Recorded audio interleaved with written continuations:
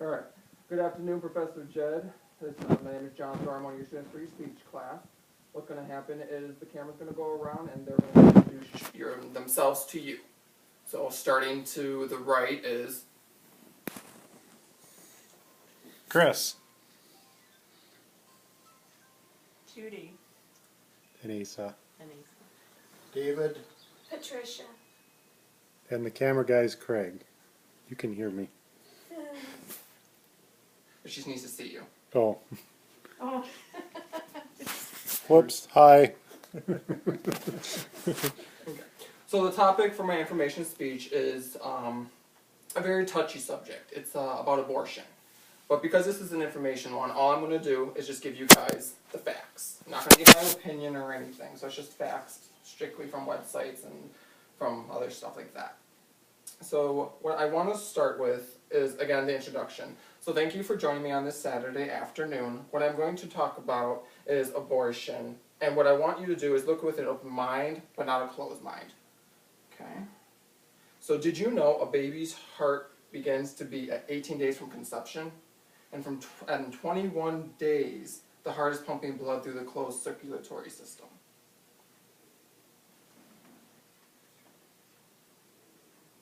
So again, as I stated about this speech, it is to give you information. It's not pushing my beliefs on you, but it's for you to think outside the box. So from doing research on my topic, I came across a website that gives in-depth information about questions that we ask ourselves and what women think about when they're thinking at the situation of abortion. So example of these questions could be, when does the unborn child's heart begin to beat? When can an unborn child feel pain? The reason why women think these questions is because the last thing they want to do is make a child feel pain. So here's what you have to think from a standpoint of facts. A child feels pain 9 weeks from conception. Now some might say that gives you 8 weeks to decide because the child doesn't feel pain until 9 weeks. Even though this is true, why would you not think about the option of why would you not think options like giving up your child for adoption so it can live the life you created with a family who cannot conceive, or that who is thinking just about adoption? I would like to give you some facts for you to see when most abortions do happen during the pregnancy of a woman. Most abortions, about 88%, are obtained in the first trimester of their pregnancy. In fact, over half of all abortions are obtained within the first 8 weeks. Fewer than 2% occur at the 21-week mark. Each year, almost half of all pregnancies among Americans women are unintended. About half of these are unplanned pregnancies. 1.3 million each year are ended by abortion. Of the women obtaining abortions in 2000, here are the facts. 57 of them had some college education. 88% were from the metropolitan area. 57% of those were low income. As you can see, that is not only the low income women who go with abortion, it is all over the map on women who decide to have abortions, even those, like I said, with college degrees.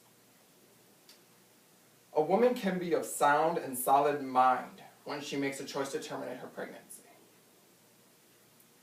No matter your philosophical, religious, or political views on abortion, the fact of the matter is the actual experience can affect women not only on a personal level, but more potentially have a psychological repercussions.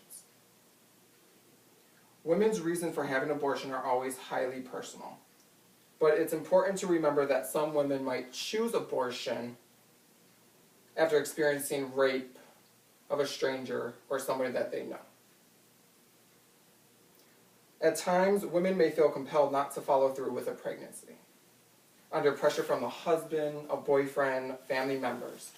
In any case, it is usually thought of a solution to stressful circumstances. Post-abortion stress syndrome, also known as PASS, is the name that has been given to the psychological after effects of abortion. And that's based on post-traumatic stress disorder, also known as PTSD.